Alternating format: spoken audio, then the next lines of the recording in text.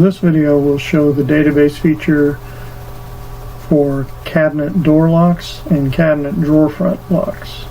I have them separated because there are times you don't want doors and drawers to have the locks. So at the room level, you can click on a cabinet to activate the attribute that would allow you to add a cabinet door lock. And by default, the system is set up to put the door lock on the right-hand door and the elbow catch on the left-hand door in the case of a pair of doors. You would do the same thing if you had a double door base cabinet, but it would put the lock on the right-hand door, the elbow catch up top. When you have a cabinet that has doors and drawers on it, and you activate the attribute, it's only going to put the lock that is on the door. There's no lock on the drawer front. In order to put the lock on the drawer front, you'd have to go to the face view, or any view you could get to the drawer front in, and then you could pick a lock for it.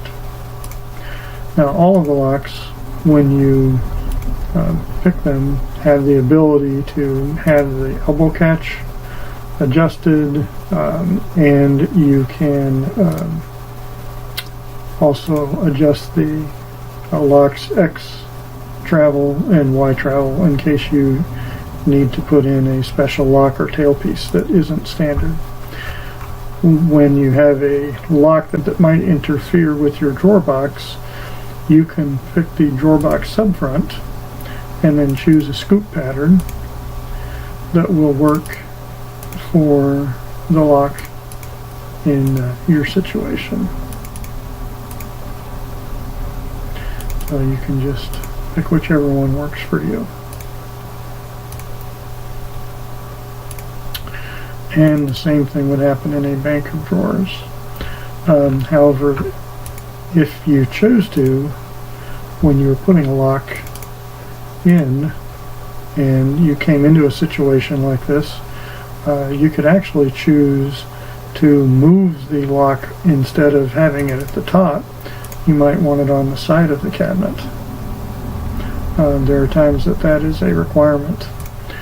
Another feature that's available is a groove in the top stretcher for the top lock.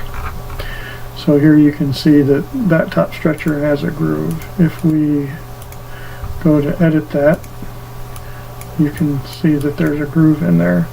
Now the groove's center line from the front edge is adjustable, the depth, the length of the groove, and the width.